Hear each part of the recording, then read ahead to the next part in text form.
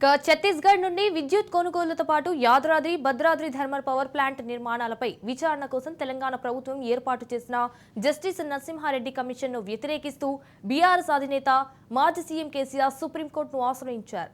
ఈ క్రమంలో కేసీఆర్ పిటిషన్పై విచారణను సుప్రీంకోర్టు రేపటికి వాయిదా వేసింది.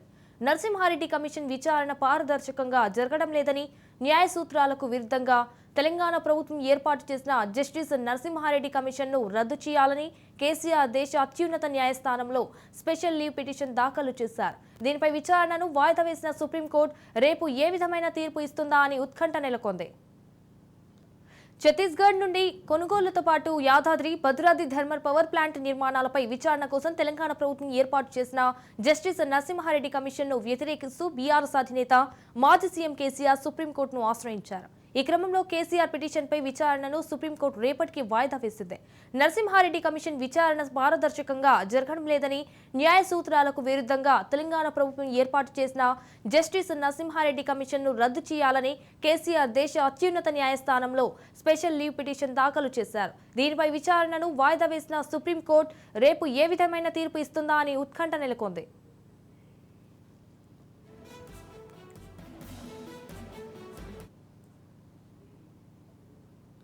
రైట్, ఇక ఇదే అంశంపై మరింత సమాచారం మా crime bureau chief Inna Reddy phone in ద్వారా అందిస్తారు. Inna Reddy.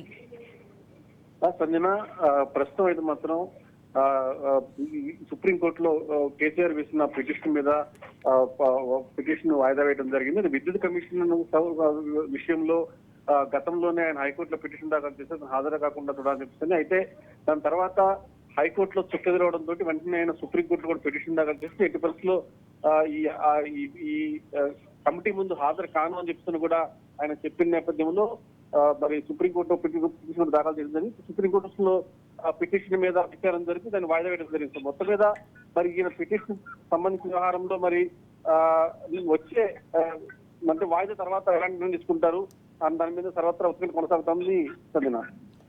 Right, thank you for the updates Inna Reddy. Sir.